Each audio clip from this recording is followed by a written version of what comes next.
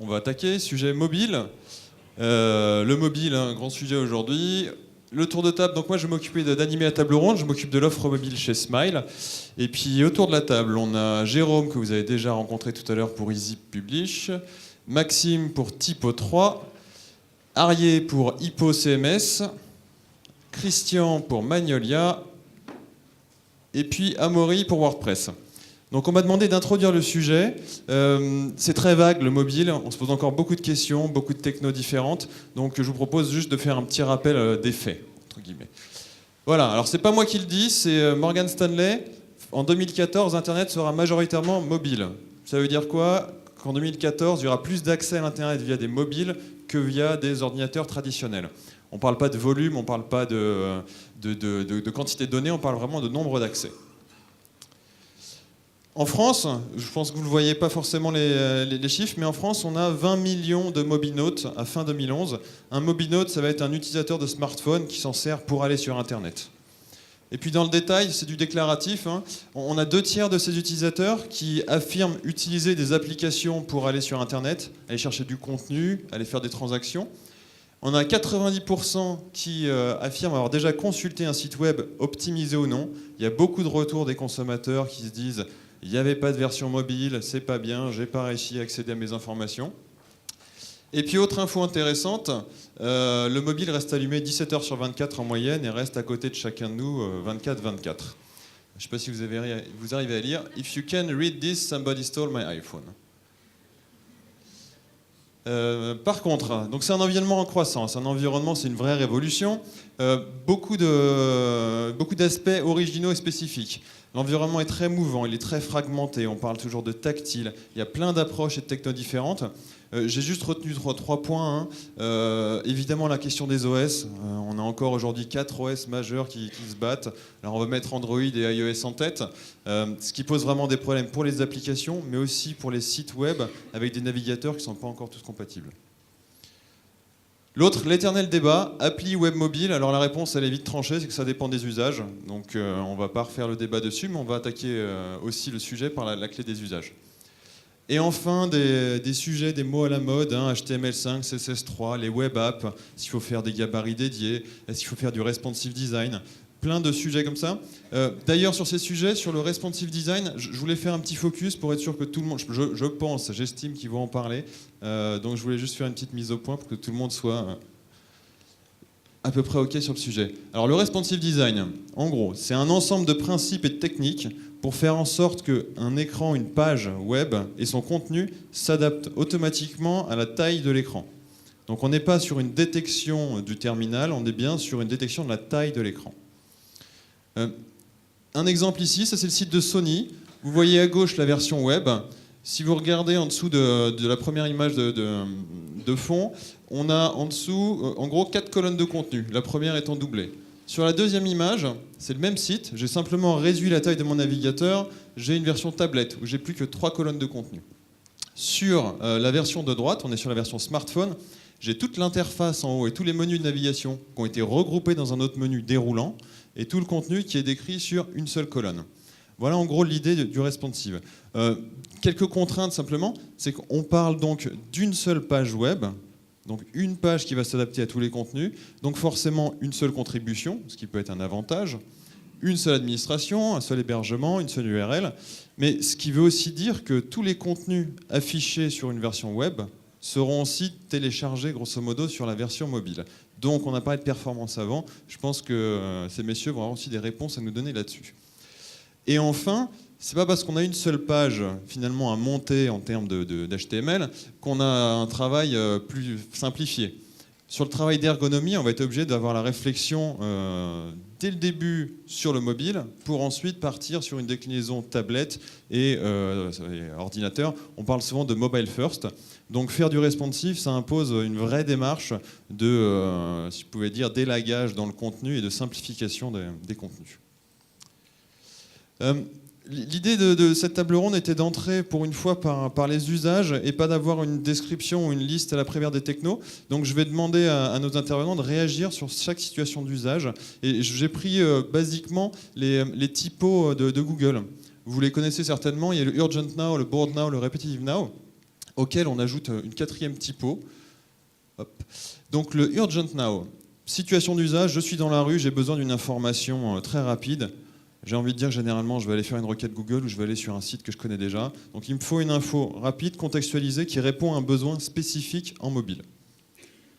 Le Bored Now, je m'ennuie, je suis dans la file d'attente ou dans le métro ou dans n'importe quel transport et j'aimerais bien pouvoir passer le temps, donc jouer généralement, mais aussi souvent lire des contenus, passer d'un article à l'autre, me cultiver sur une thématique donnée.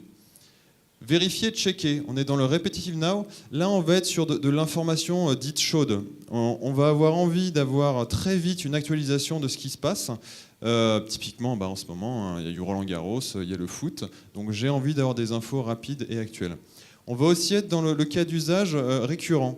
Donc j'ai besoin d'accéder à ce service ou à ce contenu de manière quotidienne ou hebdomadaire, donc je vais y aller souvent et je connais finalement l'accès.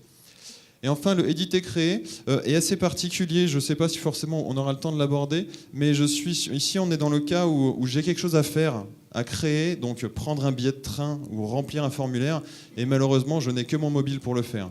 Donc il y a des contraintes d'ergonomie, mais aussi des contraintes peut-être de synchronisation, de web service, on va le voir. Et bien, on va très vite passer au débat, en ayant le retour de ces messieurs. En gros, on va essayer d'aborder les sujets par les 4 catégories, le urgent, le bored, le repetitive et le to do. Et puis différentes réponses que j'ai pu entendre déjà en discutant avec eux. On fait des gabarits dédiés, on fait du responsive design, on propose une double administration pour avoir des contenus vraiment spécifiques. On a des solutions de web service, on a même peut-être des solutions d'application de manière automatique. Et enfin, on a un autre sujet aussi, le dernier, c'est la contribution via le mobile. Parce que là, on parle de mobile pour l'utilisateur, mais est-ce qu'il y a aussi un sens à avoir des applications mobiles ou tablettes pour les gens qui vont contribuer et administrer? On va démarrer tout de suite sur la question du Urgent Now. La situation d'usage, c'est que j'ai besoin d'une info, je suis dans la rue, comment est-ce que ces CMS vont répondre à ce type de besoin? Je vais laisser Jérôme commencer, et ensuite on va... J'ai pris un micro, donc je vais attaquer. Bonjour à ceux que je n'ai pas encore vus tout à l'heure. Alors, l'Urgent Now, c'est vraiment cette idée d'être aussi cross-canal, c'est-à-dire d'avoir la possibilité, quel que soit l'endroit où je suis, quel que soit le moment, d'avoir accès à l'information, soit parce que je vois une publicité, soit parce que je suis devant un produit, je suis en train de regarder un produit, je suis chez Darty, je regarde un produit, et j'aimerais bien avoir un peu plus d'informations de la part du fournisseur du produit, ou alors parce que j'ai un flashcode, je le flash et je le retrouve, ça peut être dans une publicité, ça peut être quelque chose comme ça. Là, l'idée, la première approche, évidemment, l'utilisateur, il aura très certainement pas, ou en tout cas il y a peu de chances, l'application directement sur son mobile. Il vous connaît peut-être pas et c'est la première fois qu'il rentre en contact avec vous. Et pour rentrer en contact avec vous, ça reste le web. Ça va être évidemment le web mobile. On va passer par Google et il faudra bien être référencé, bien sûr. On va passer par Google ou, si c'est le flashcode, on va directement arriver sur votre page. Là, 2 solutions qui sont proposées par Easy. La solution historique qui est vraiment de travailler sur du multi-design, même information. Je contribue une seule fois, mais je présente la même information avec des designs différents. Des designs adaptés au web, des designs adaptés au mobile. Donc là, tu parles de ce qu'on appelle des gabarits dédiés. En gros, je vais faire plusieurs fronts avec le même contenu derrière. Finalement, parce que même si aujourd'hui on propose aussi le responsive design, compatible depuis plusieurs années, si les intégrateurs le souhaitaient avec Easy, mais surtout, finalement, je pense que tu l'as dit clairement, le responsive design charge une quantité d'informations supérieure aux besoins réels de l'utilisateur. Et ça, c'est le risque. C'est le risque parce que finalement, vous allez charger une quantité d'informations, problème de réseau, si je ne capte pas suffisamment bien. Et deuxième chose, finalement, l'information, elle est peut-être bas dans la page et je vais devoir scroller plus que si j'avais adapté exactement à un mobile. D'accord. Donc si je résume, sur Easy, l'approche, c'est de dire on va avoir des gabarits spécifiques sur lesquels on va pouvoir utiliser les mêmes contenus et simplement designer différemment le rendu. Si je le souhaite, grâce aux capacités multi-sites, je peux avoir un site dédié, mais c'est vrai que contribuer une seule fois et retrouver sur plusieurs designs reste quand même plus agréable pour les contributeurs. Okay. Une autre approche ? Moi, Pour WordPress, Amaury. Je vais rebondir sur le fait effectivement qu'on peut avoir des sites mobiles avec des gabarits dédiés et effectivement du responsive design. C'est vraiment deux approches très différentes. Le responsive design, c'est très bien pour les tablettes, je pense, pour les mobiles qui sont connectés en Wi-Fi, qui disposent d'une connexion performante, parce qu'effectivement, on télécharge beaucoup d'informations, beaucoup de médias. On télécharge la même chose qu'un PC, alors que les versions dédiées vraiment aux versions mobiles, c'est des versions allégées. Donc dans WordPress, on a des solutions qui répondent aux deux besoins. On a des solutions existantes sous forme de plugins où finalement il va être possible d'avoir une version mobile vraiment très allégée, basée sur des frameworks JavaScript comme jQuery Mobile, donc qui peuvent se targuer d'être compatibles avec quasiment tous les acteurs du marché, où finalement je vais pouvoir afficher mes actualités, mon contenu, de façon très optimisée. Donc ça c'est pratique quand on est sur le chemin et qu'on a vraiment peu de réseau. Et l'autre possibilité, c'est le responsive design. Et ça, c'est effectivement l'accroche des intégrateurs qui souhaitent proposer le même design sous plusieurs aspects. On a vu le site de Sony, c'est très pratique pour les tablettes. Et encore une fois, j'ai parlé de WordPress, mais dans l'écosystème de WordPress, sur une place de marché X, il y a 1600 thèmes, et sur 1600 thèmes, il y en a 400 qui sont responsives. Donc c'est vraiment la mode, et en 2012, j'ai tiré le chiffre, il y a 80% des thèmes qui sortent en 2012 qui sont responsives. Donc c'est vraiment la tendance, et les deux peuvent être complémentaires, après tout dépend aussi le budget. Donc 80% des sites WordPress qui sortent aujourd'hui sont bâtis sur des thèmes qui sont vendus. Ouais, merci. Magnolia CMS est bâti d'aider les intégrateurs, de fournir des solutions aux besoins des clients, surtout les façons de communication, les stratégies marketing. Dans ce cadre, aujourd'hui, le responsive design, liquid design, ça fait partie des templating qui est fourni aussi Magnolia, mais en principe, tous les sites devraient être responsive design à cause, on a parlé, tout le monde veut accéder les sites aussitôt quand ça dure un peu trop long. Maintenant, si je regarde sur la façon comment on veut communiquer avec vos clients, etc., si on a besoin d'une vite réponse mobile, alors on veut utiliser un gabarit dédié pour réduire le contenu.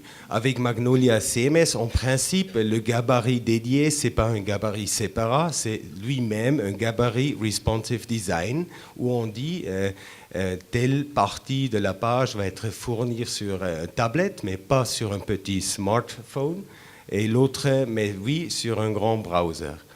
Et ça, c'est une côté. L'autre côté, c'est la rédaction, la communication, comment je veux parler.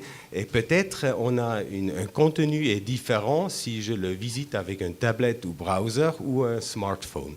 Et pour ça, on a des canaux explicites et implicites. Alors, les canaux explicites, c'est vraiment la rédaction dit, ce contenu est pour le canal des grands devices, et ça c'est pour le canal pour les petits devices. Et ça, on peut mélanger avec les canaux implicites qui, en principe, ce sont les gabarits dédiés en responsive design. C'est-à-dire, si quelqu'un vient sur le site de Magnolia, il peut accéder le contenu du client et il voit ça, ce qu'il a besoin. De l'autre côté, c'est toujours dangereux de réduire l'information. On ne doit jamais, comment on dit, to hide, de cacher d'informations. Alors aussitôt, si on choisit un gabarit dédié réduit, ça doit être possible pour le lecteur de continuer de lire. Alors, il a eu besoin de quelque chose très vite, il a reçu, mais peut-être ensuite, il est dans le train, il veut continuer à lire les autres informations. Donc, si je comprends bien, avec Magnolia, on a une manière d'éviter cette contrainte de charge des contenus sur un smartphone. Donc, ça veut dire que sur un smartphone, je vais accéder à un site qui est fait avec Magnolia en responsive design et je ne vais pas avoir tous les contenus chargés pour autant, ou est-ce qu'on est toujours sur cette approche de masquer certains contenus et les charger quand même? Oui, alors une grande part des... entreprises, petites entreprises, il veut choisir un modèle flexible qui ne donne pas trop de travail et d'écoutance dans le soutien.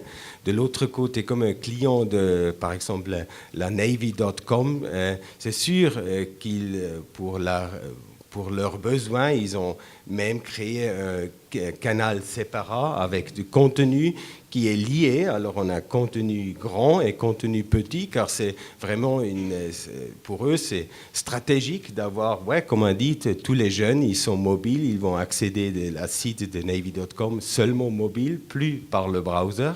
Alors on doit vraiment trouver un modèle qui aide le client dans sa stratégie. Et Magnolia peut supporter les deux façons. Donc vous pouvez faire les deux, mais vous ne mouillez pas sur la meilleure manière de répondre à ces situations. Non, il n'y a pas une meilleure réponse. Merci. Oui, après, côté typo, c'est un petit peu pareil. On a historiquement la capacité de sortir des contenus dans différents formats. Je me souviens des premières installations de typo où on avait un moteur de rendu pour ce qu'on appelait à l'époque, je crois, le WML ou quelque chose de ce genre, qui était un microscope format d'affichage téléphone. Nativement, on va sortir les contenus en HTML pour le web, les traiter en texte pour avoir un fond texte, parce qu'on respecte les bonnes pratiques sur un emailing. On va savoir aussi adapter le contenu sur une tablette ou un téléphone. De là, différents choix.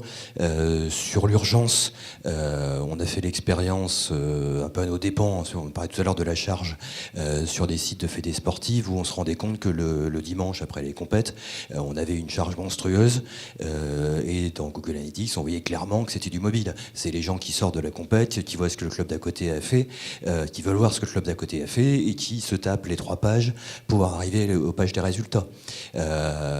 Donc un peu à nos dépens, on s'est dit non, là c'est juste pas possible de les faire naviguer sur un portail en mobile. On va détecter l'entête et les renvoyer vers un gabarit simplifié qui affichera que les résultats, avec la possibilité évidemment de revenir à la partie éditoriale si on veut.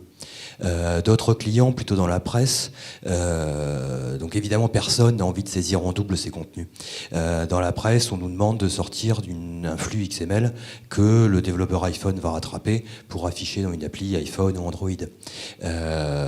Dans la mode, effectivement, et c'est, comme on est tous un peu technoïdes, c'est aussi notre chouchou en ce moment, sur un portail riche, on va avoir envie de l'afficher correctement sur une tablette ou sur un téléphone de modèle récent, et là on va verser dans le responsive.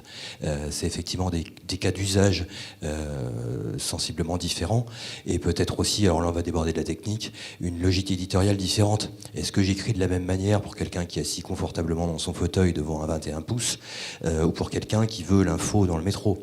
Donc que techniquement on puisse changer le contenu, c'est une chose, enfin changer le design et la formulation du contenu, c'est une chose, mais je pense qu'il va falloir aussi à terme proposer dans les back-office des CMS une double logique éditoriale, ce que disait mon voisin aussi, j'écris pour une plateforme, j'écris pour une autre, en référençant une même source. J'ai pas de réponse binaire en fait. Non mais très bien.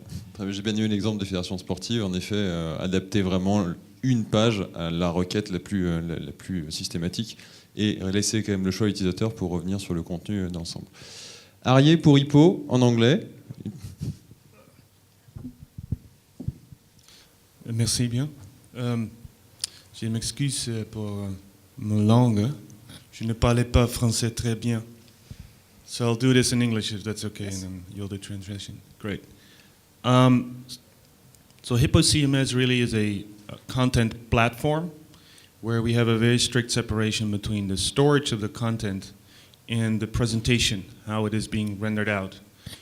And we do this really because we want to be able to deliver the content in the right context and using the right presentation for the visitor at that particular moment in time at the location where they are.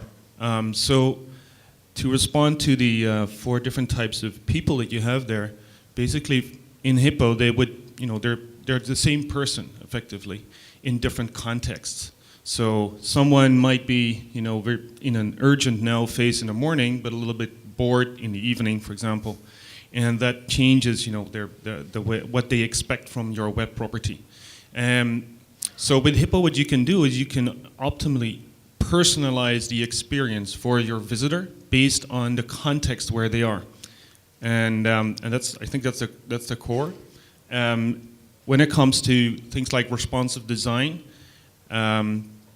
this is something that we do quite a lot actually, but we really appreciate, we really want to make sure that we send out a web page that is trimmed down as much as possible for the mobile platform.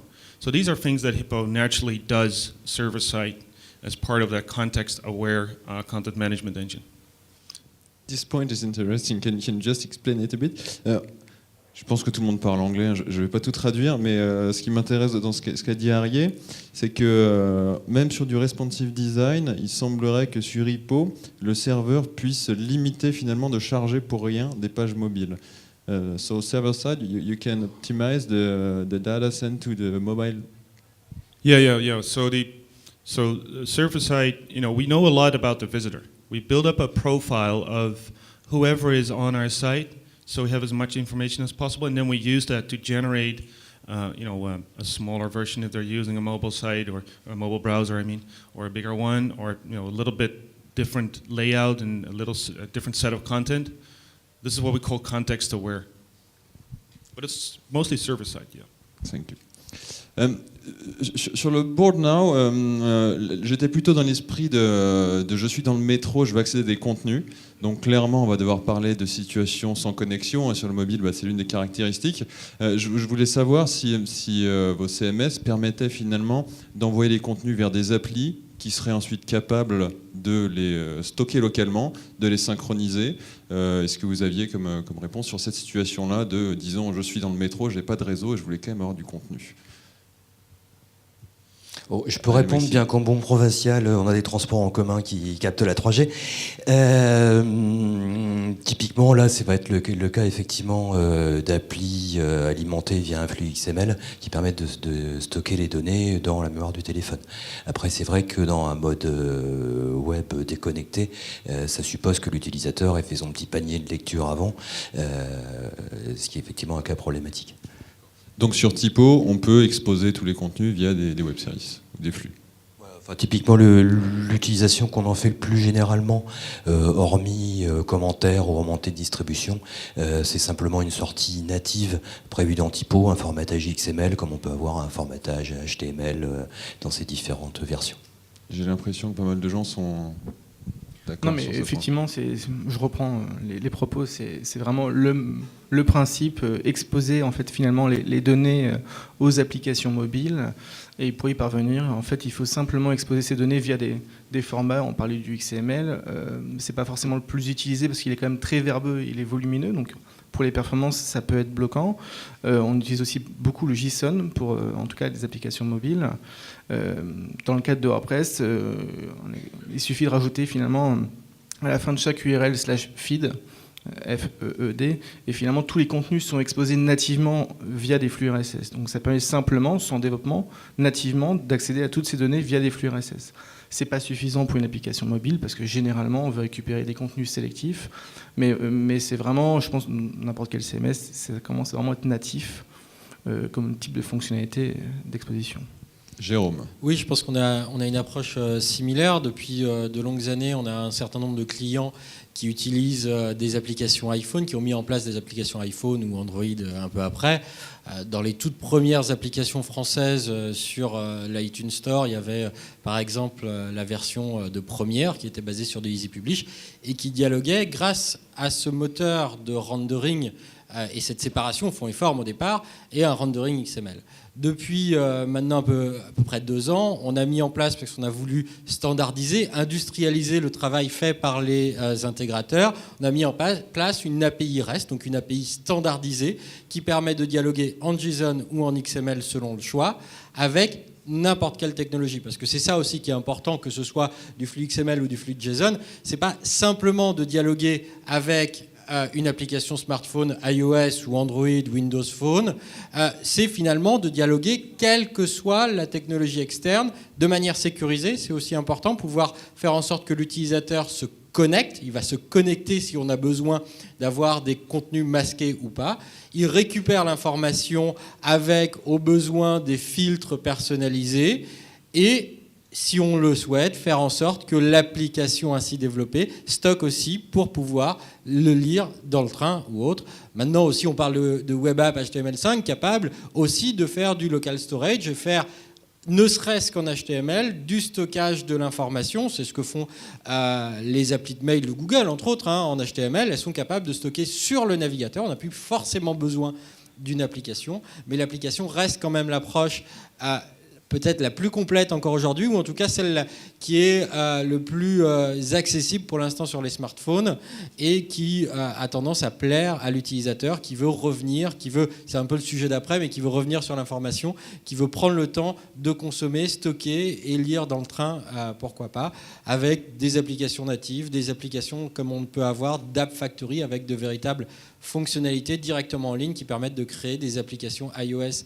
et Android, bientôt d'autres plateformes, sans avoir à faire une seule ligne de code. Très intéressant. Sur les applications, Christian? Ouais, Magnolia CMS est déjà souvent utilisé pour nourrir des applications mobiles ou software as a service, e-business. On a toujours les possibilités push or pull, c'est-à-dire quelqu'un va se servir avec un login de contenu. Ça veut dire pull, on va utiliser les API Web Service, API Java, API JCR qui est très bas mais a aussi implémenté la sécurité. De l'autre côté, de nouveau, avec des gabarits très simples, HTML pur, qui peut livrer de contenu déjà un peu, des articles, informations, produits avec une photo, etc. Alors, quelque chose déjà un peu dans un contexte. La même chose, d'un côté, avec la façon push, c'est-à-dire c'est pas une application externe qui va se nourrir, c'est l'auteur, la rédaction qui disent ce contenu on va avoir sur la site web, mais aussi dans une application. L'application va se représenter comme un canal et en disant le canal, une fois l'information est publiée par le flux de données, flux d'informations, review, elle va être présente sur l'Internet par browser, mais aussi elle va être poussée vers l'application building où on fait renouveler l'application mobile qui va être comme ça, peut-être une fois par semaine ou 2 fois par semaine, on peut créer une nouvelle version application avec de nouveaux contenus si c'est soit une application très statique. De l'autre côté, souvent des applications aussi mobiles dans la personnalisation, peuvent se nourrir en ligne avec de nouvelles informations qui sont de nouveau livrés en XML ou déjà pré-formatés en HTML et ensuite cachés dans cette application. Merci. Donc si on synthétise sur la partie donc Urgent Now, j'ai besoin d'une information, vous voyez qu'il y avait 2 approches, des gabarits dédiés pour avoir des contenus spécifiques type le dimanche après-midi pour les fédérations sportives. Néanmoins, le responsive permet de ne pas avoir à double administrer et permet de tout avoir en une page, avec des contraintes de perf qui sont traitées de différentes manières. Sur le board now, on sent que c'est l'application qui domine avec à chaque fois des flux d'informations qui sont utilisables par des applis. Sur le repetitive now, je sais qu'il y en a certains de vous qui ont des choses intéressantes à dire. Donc repetitive now, on va parler des contenus chauds. Comment est-ce que mon utilisateur va avoir de l'info actuelle et voir aussi comment est-ce que finalement un contributeur pourrait contribuer de manière actuelle et live. Amaury, tu veux... Je vais commencer. Effectivement, WordPress propose en fait finalement une application pour chacune des plateformes mobiles existantes, donc iOS, pour iPhone, pour iPad, Android, BlackBerry, même des plateformes qui sont mortes avec comment elle s'appelle, excusez-moi, WebOS. Donc la particularité, c'est que ces applications sont gratuites, elles sont libres, open source, ça veut dire qu'on peut facilement récupérer, tout comme le CMS, le code source de ces applications. Elles permettent de publier au sein de WordPress depuis un mobile, depuis une tablette.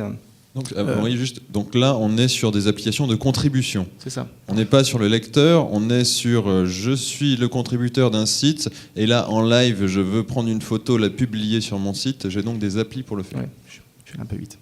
Et effectivement, je suis dans la situation, je tiens un journal de presse, j'ai un journaliste sur le terrain, il a besoin de publier une information chaude, importante, rapidement. L'application, ça facilite la saisie. J'ai une interface qui propose finalement les mêmes champs que la console d'administration classique. Ça fonctionne offline, online, donc je peux écrire, mettre les images et envoyer à publication. Dès que mon téléphone a un peu de réseau, ça partira sur le CMS. Donc c'est vraiment un usage simple et adapté sur toutes les plateformes mobiles où je peux venir contribuer simplement. Et là où c'est WordPress et son côté vraiment open source et pratique, c'est que si vous avez un projet, en fait, vous pouvez récupérer le code source des applications existantes et puis venir faire votre propre application de publication parce que vous avez des particularités. Donc c'est ça qui est pratique. Et puis voilà, c'est à peu près tout. Arié ? On switch en anglais. Hop. Yeah. So what we've seen, what I think is a really interesting idea that we've seen with some of our customers is that they have, for example, a journalist at a large news agency, and they write just a single line, like a headline, and they use the Hippo editor for that on the mobile device. Just a headline that gets posted right away onto the Twitter feed. And then while the journalist is sitting in a room like this, for example, the story, grows. So they add a little bit of, an introduction text, and then that gets posted to not just Twitter, but maybe also the Facebook channel. And then they add a little bit more that goes to, the mobile version. And then as it grows and progresses, they move from the mobile device maybe to a tablet, and then they continue writing their story on an ordinateur, and then they push it live to the real website. So this is something that we have seen, not really doing content management on a mobile device, but starting small, starting an article, and then progressing through that article, growing it, using different devices. And this is something that journalists and editors are doing more and more. Really, really interesting. Oui. Je l'ai déjà cité tout à l'heure, et c'est vrai que ça continue dans cette démarche-là. L'API REST, l'API de communication avec EasyPublish, qui permet de récupérer de l'information, permet aussi d'envoyer de l'information. Et c'est ce qu'on utilise, et c'est ce qu'on met en œuvre, entre autres, dans une nouvelle application iOS dont on livre le code source de l'application. Donc vous pouvez l'utiliser comme base de travail, et qui va vous permettre d'éditer les informations simples. Parce que EasyPublish a vocation à vous permettre d'introduire dans la gestion de contenu les besoins métiers, ce qui veut dire que chaque formulaire, chaque masque de saisie sera un petit peu différent d'un client à l'autre, d'un EasyPublish à l'autre. Il s'agit donc là d'adapter aux différents besoins, et lorsque vous allez avoir une application iOS, vous allez pouvoir ainsi, iOS ou Android ou autres, communiquer, envoyer de l'information. Ce qui est important aussi, c'est que là, si vous êtes plus dans une tablette et que vous avez, avec une tablette et que vous avez la possibilité d'avoir du Wi-Fi, et bien là, vous avez aussi des nouvelles interfaces qui sont fournies pour l'instant sous forme d'extension et dans les prochaines versions intégrées en natif, des interfaces d'édition compatibles avec les touchscreens, donc des boutons suffisamment gros, ça commence par là, et surtout la compatibilité avec les différents éditeurs de texte riche, l'insertion d'images qui pourront être faites directement sur la tablette, et ça c'est aussi un élément important à partir du moment où on a une connexion suffisante, bien sûr, dans ce cas-là. Voilà les approches qu'on peut avoir au niveau de l'édition. Oui, côté typo, rien de révolutionnaire. Je ne vais pas vous refaire les louanges de notre aussi de l'API REST. Effectivement, dans les versions de typo arrive ce mode de communication.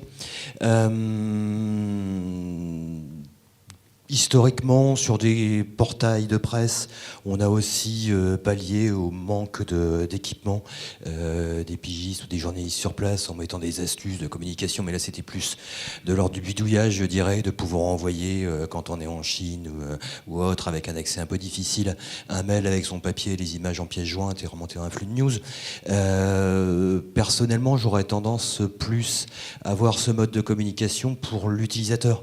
Un commentaire, interagir avec la rédaction ou le portail via ce genre d'outils. Alors effectivement, dans le contexte WordPress, je pratique effectivement l'appli déportée. Typo étant pas vraiment dans un usage de site blog, perso, grand public, ou alors on est dans de l'éditorial froid, dans un contexte de presse. Voilà, la rédaction est plutôt rassemblée, on contribue sur des canaux un peu plus traditionnels.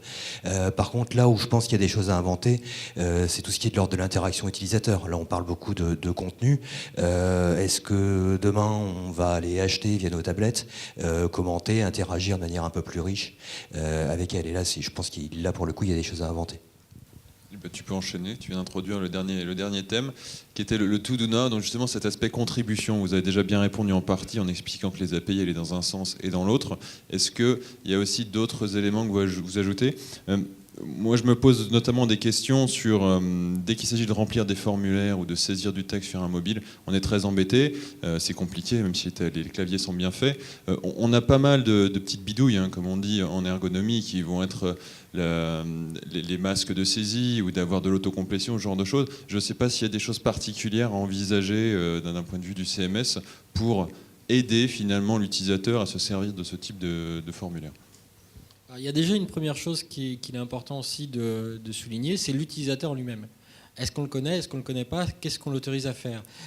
Et il est très important que justement ces API de communication soient capables d'authentifier l'utilisateur, parce qu'on le laissera pas faire la même chose lorsqu'on est sur une application sur smartphone. Il faut pouvoir donc se connecter avec le même compte, bien sûr, que lorsqu'on est sur son browser habituel, et du coup avoir les mêmes droits, avoir le droit de poster un commentaire sans avoir à remettre son email, etc. Ou simplement, j'ai déjà avoir le droit, parce que parfois, si on n'est pas connecté, on n'a pas le droit. Et ce sont des choses qui sont très importantes, de la prise en compte de l'utilisateur, des droits de l'utilisateur, dans les applications, dans les flux de communication, qu'ils rentrent ou qu'ils sortent. Après, c'est surtout l'ergonome et le choix aussi qu'on va faire, soit vers l'application où là, on va dépendre directement des capacités du langage natif et des interfaces natives de la plateforme sur laquelle on est, ou du web, et aussi de la capacité de la plateforme à interpréter, à simplifier les formulaires avec des choses qui arrivent pour simplifier, telles que ce qu'on va avoir avec le HTML5, bien supporté par les tablettes, mais pas toujours complètement supporté encore, par les tablettes et les smartphones, mais pas toujours supporté sur les navigateurs traditionnels. Ce qui est paradoxal. Un autre point de vue là-dessus? Ouais. Avec Magnolia CMS, c'est toujours important, mais à la fin, pas à cause de Magnolia CMS, mais aussi à la stratégie du client et la communication, de différencier entre user-generated content, c'est-à-dire les visiteurs qui viennent sur le site par le browser, si ce soit sur le computer ou sur mobile, smartphone. C'est sûr, comme dit, on a encore moins des possibilités, on supporte des browsers mobiles. Avec les browsers mobiles, on a de nouveau un peu les problèmes qu'ont les anciens temps avec Netscape IE. Ils se comportent un peu différent, on ne peut pas tout faire, auto-completion, etc., correction de la langue qui n'est pas toujours présente dans les OS mobiles. Mais à la fin, c'est la différence de vraiment dire si quelqu'un utilise la site pour laisser un commentaire, pour laisser une information, un blog, etc. Et ensuite, dans ce projet, d'utiliser les possibilités Magnolia, qu'est-ce qui se passe avec cette information? Elle va être juste ajoutée d'une page, d'un commentaire ou ensuite transportée quelque part d'ailleurs. De l'autre côté, pour Magnolia, la future, la stratégie, elle ne s'arrête pas au niveau des sites finaux des utilisateurs, mais ce soit aussi l'environnement rédaction, c'est-à-dire le client de Magnolia CMS, qui doit être prêt de répondre aux besoins d'aujourd'hui et demain, que la nouvelle version Magnolia 5 qui va venir cet été, et aussi le client Magnolia, il va tourner sur une tablette, aussi sur un smartphone, mais de nouveau ça va être très petit, mais tablette en utilisant avec les mains sont spéciales. Alors on va utiliser Magnolia CMS sur le tablet comme rédacteur, et comme le modèle de sécurité est assez augmenté, aussi un éditeur qui revient une fois par mois ou 4 fois par an, il peut très intuitif utiliser Magnolia pour publier des informations dans les projets où il a le droit de le faire. Donc là, c'est le portage du back-office de Magnolia sur une tablette. Donc la contribution au tactile. Ouais, si c'est la contribution, c'est toujours à différencier. Si quelqu'un fait juste, c'est un visiteur inconnu, il ne va pas utiliser le client Magnolia. C'est de nouveau le cas du journaliste. Comme expliqué, il travaille au sein de travail sur Magnolia avec ses collègues qui va contribuer des photos, des vidéos, etc. Et de nouveau republier cette information pour des devices différents. Mais en travaillant, ça on voit aussi dans les grands projets, les grandes entreprises, même les gouvernements, il dit on a tout le monde, on a iTap ou une autre tablette, c'est surtout le tablette qui est vraiment commence à surprendre l'ordinateur classique, et c'est important pour nous à répondre à ça, et pas l'année prochaine, mais cette année, on l'a préparé depuis 2 ans, qu'on est prêt de lancer ça, qu'on peut l'utiliser avec les mains sur le tablette, alors toutes les publications, toute la rédaction, comme ça. Merci. Du coup, Christian, tu viens de faire l'exercice que j'ai demandé à tout le monde. Conclure en 1 minute sur l'originalité ou le point vraiment saillant de votre CMS, afin que tout le monde ne réponde pas « je sais faire du responsive, des gabarits, des API ».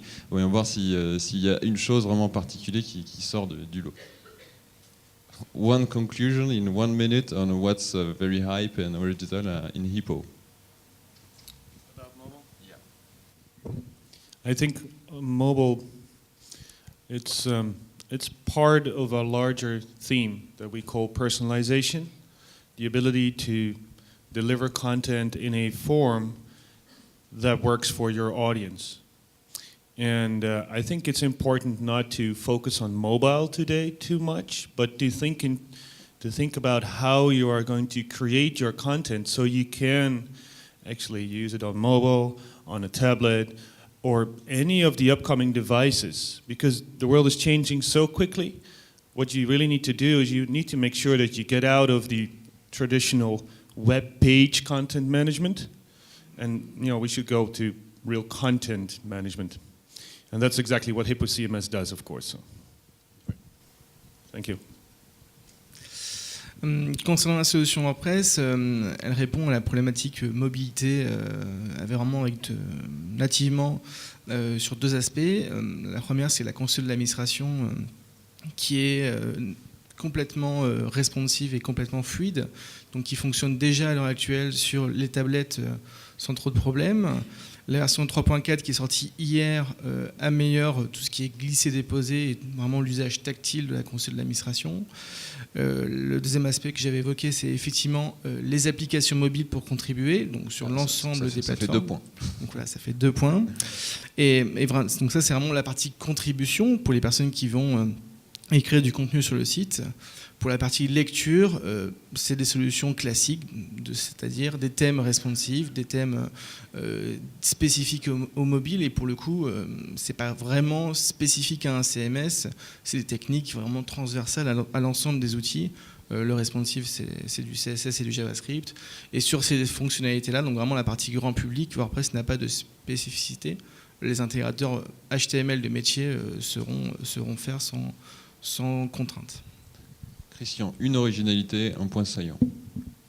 Oui. C'est sûr, ouais, multi-channel publishing, e-business complexe, ça va rester complexe. À côté de ça, on peut utiliser Magnolia pour des choses complexes, mais à côté de ça, comme dit, c'est important pour Magnolia adresser les choses simples. C'est-à-dire, en été, on va avoir Magnolia 5 avec le Magnolia client qui est tactile en utilisant sur les tablettes.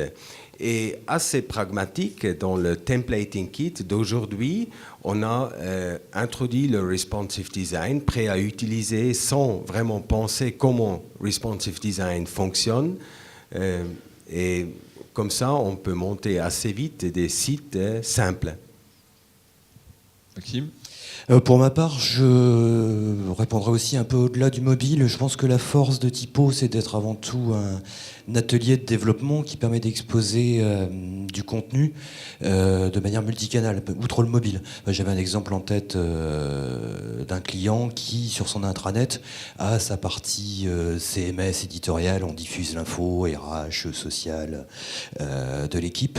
On va aussi aller parler au système de badge du monsieur à l'accueil qui sait qui a un compte sur l'intranet et qui peut avoir son badge valide, et même quand il est oublié, ce qui est souvent mon cas. Dans les salles de réunion, on va remonter sur des LCD qui a réservé la réunion et l'accueillir. Réunion qui peut être réservée d'autre part sur l'intranet. C'est vraiment d'un contenu source, modifier les sorties, que ce soit en termes de forme ou en termes de fond, éditorialiser aussi. Là, je sais que je suis en train de m'adresser à l'écran géant qui est dans la salle du réfectoire. Je vais pas lui sortir le dernier papier, aussi intéressant soit-il, du monde. Je vais avoir un autre message parce que je sais sur quel canal ce message va sortir. Au besoin, en éditorialisant, le petit chapeau, allez lire ça, on parle de nous sur le monde. Voilà. Le point fort, c'est vraiment la personnalisation et l'adaptabilité, je ne sais pas si c'est très français, mais la possibilité de tuner vraiment ces contenus, si encore moins français d'ailleurs, d'adapter vraiment ces contenus à tous les canaux de sortie.